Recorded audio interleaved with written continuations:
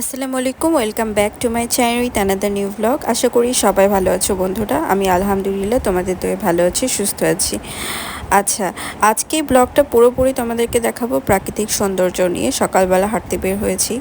এতে দেখো এই যে কদম গাছ, এটা কদম গাছে ফুল ফোটেনি কারণ এখনও বর্ষাকাল না। তো হাঁটছিলাম পরে গ্রামের দিকে একটু গেলাম।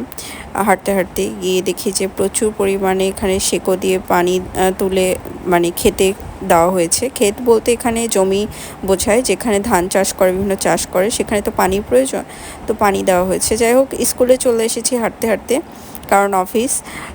আর আমার তোমরা জানো যে হাঁটার অভ্যাসটা বরাবরই ছাত্র জীবন থেকেই, যারা আগে থেকে আমার ব্লগ দেখো। তো আমার অনেকদিন হাঁটা হচ্ছিল না, পরে আমি হেঁটে আজকে আসলাম অফিসে।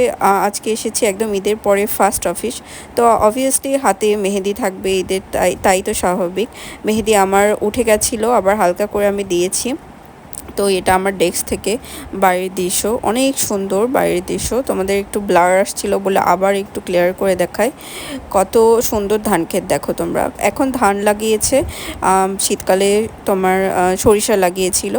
যাই হোক, বাসায় অফিস থেকে এসে দেখি আম্মু গরম গরম সিঙ্গারা তৈরি করেছে, মুরগির কলিজা, বাদাম, তারপরে এখানে গাজর, অনেক কিছু দিয়ে, মটর, এগুলো দিয়ে অনেক পারফেক্ট, একদম কেনা থেকেও অনেক ভালো, হেলদি। বাসায় তোমরা যারা সিঙ্গারা খেতে পছন্দ করো বাসায় খেতে পারো। পরে আমি একটু সিঙ্গারা খেলাম।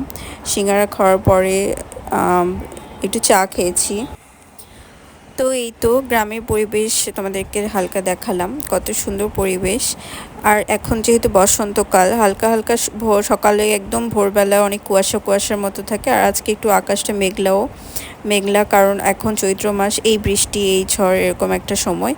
গ্রামে অনেক বুনো ফুল তোমাদেরকে একটু দেখাই, দেখো।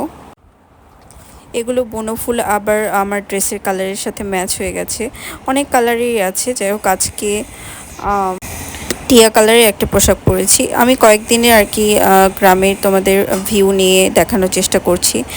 আর ফুলগুলো খুব মানে এরকম সকালবেলা দেখা যায় একদম ফুটে আছে, সন্ধ্যাবেলা আবার ম্যাজিকের মতো সেগুলো একদম থাকে না, মানে কিছুটা সন্ধ্যা মালতী ফুলের মতো। আর এই যে ভ্যাটের ফুল, আরও অনেক রকমের ফুল যেগুলোর নাম মানে আমার জানা নেই, সেগুলো আর কি জংলি ফুল বা বনো ফুলই বলা যায়। এত সুন্দর লাগছে এবার বসন্তকালে যে এত ফুল ফোটে, আর এগুলো রাস্তার দুধারে এত সুন্দরভাবে থাকে।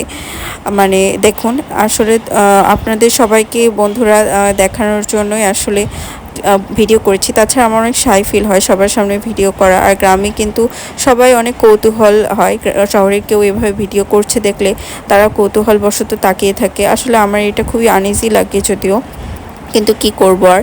তবে আমার গ্রামে অনেক পরিচিত মানুষ হয়েছে যাদের সাথে খোঁজ খবর নিই, কথা বলা হয়। এই যে রাস্তার দুধারে এখন সজনে ডাঁটা আর সময়, এই জন্য সব জায়গায় হাঁস গোসল করছে, তারপর সজনে ডাঁটা।